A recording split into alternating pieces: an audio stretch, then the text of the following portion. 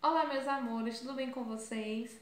Nesta quarta-feira, nós vamos estudar um assunto bem interessante. Vamos estudar sobre os primeiros habitantes do nosso Brasil. Então, abra o livro na página 353 e vamos falar sobre esses primeiros habitantes. Você já sabe quem eram esses habitantes? Bom, vocês sabem que tudo tem um passado, não é mesmo? Nós temos nosso passado, nossa família tem um passado, então nosso país também tem seu passado, tem a sua história, mas ninguém se sabe exatamente o que realmente aconteceu. Quem eram realmente esses habitantes? Só sabemos que há cerca de 10 mil anos atrás existiam pessoas aqui no nosso país. Sim, e através de vestígios que os historiadores buscavam é que nós sabemos disso. Lembra do trabalho dos historiadores? Eles pesquisam, questionam, perguntam, vão atrás, buscam informações e através desses vestígios, dessas pistas, no passado, eles acabam descobrindo algumas informações. E vocês têm aí no exemplo, no livro de vocês, alguns desses vestígios que os historiadores encontram. Olha só, na primeira imagem vocês têm um crânio e reconstituição do rosto de Luzia. Quem foi Luzia? Foi uma mulher que viveu 11.500 anos atrás na região onde hoje é o estado de Minas Gerais.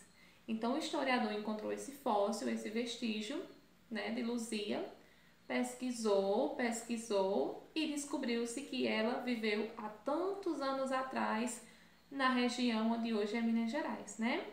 E na próxima imagem vocês têm os sambaqui, na Ilha de Cardoso, em Cananéia, São Paulo. Os sambaquis são amontoados de conchas, ossos e equipamentos usados pelos primeiros habitantes que, deixados onde foram empilhados por milhares de anos, formaram grandes morros, ou seja, são morros de ossos, de esqueletos, de conchas.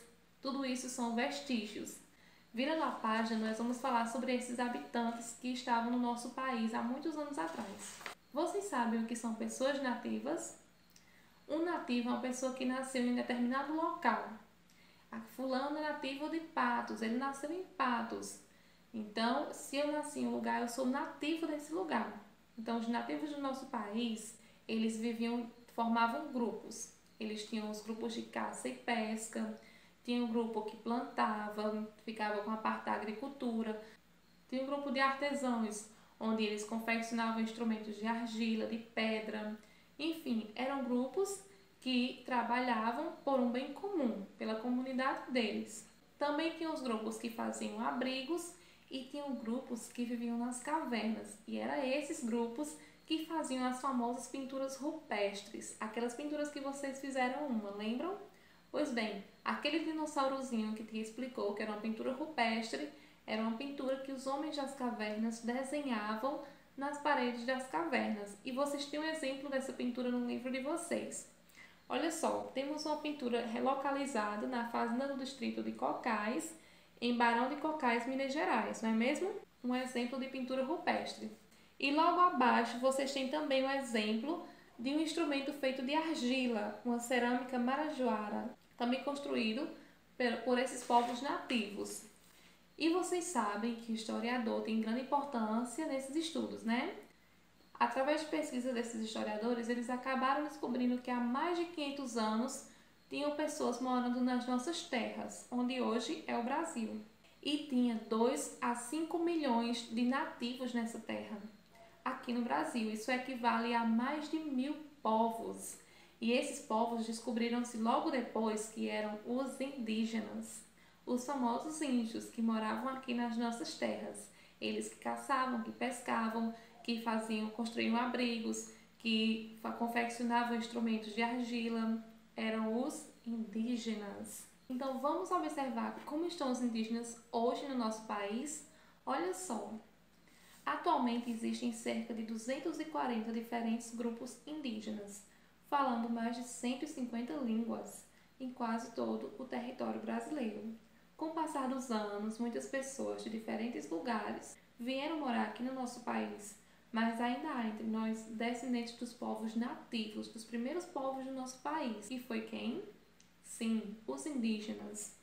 Os indígenas vivem em cidades, em comunidades na zona rural ou isolados em aldeias, sem contato com outros povos. Independentemente de onde vivem, as comunidades indígenas procuram sua história por meio da língua, da religião e da manutenção de tradições e costumes.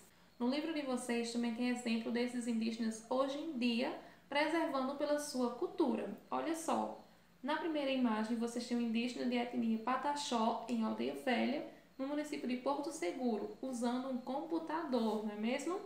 Na segunda imagem vocês têm a festa do Menino do Rancho, celebração Pancararu.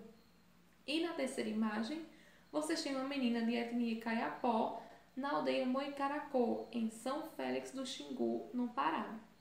Então, esses são os exemplos dos índios hoje em dia no nosso país. É importante ressaltar também que os indígenas sofrem bastante preconceito frequentemente no nosso país, por serem de outra cultura, de outra raça. Mas, importante lembrar, não pode existir isso em hipótese alguma, em comunidade alguma, com povo algum. Todos merecem respeito, certo? Então, vamos procurar pregar o respeito aos indígenas. Eles foram os povos nativos, as primeiras pessoas do nosso país. Foi eles que cuidaram da nossa terra. Então, vamos valorizá-los, pois eu acredito que não há ninguém que ame mais a natureza e o meio ambiente e preserve mais do que os indígenas. Então, pregue o respeito a eles, tá certo? Responda uma tarefinha da página 358, apenas a página 358, tá bom? Em português, vocês vão estudar sobre nomes próprios e nomes comuns. Nomes próprios, nomes de pessoas, de cidades, de estados, de país. Por exemplo, Renata, Brasil. Patos, como cidade. Paraíba. E assim sucessivamente. Todos escritos com letra maiúscula, inicial maiúscula. Todos os nomes dos seus coleguinhas se escrevem com letra maiúscula e são nomes próprios. E os nomes comuns são aqueles que são escritos com letras minúsculas e que são nomes de animais, de objetos, de planta, de comida, nomes sem importância, sem significância.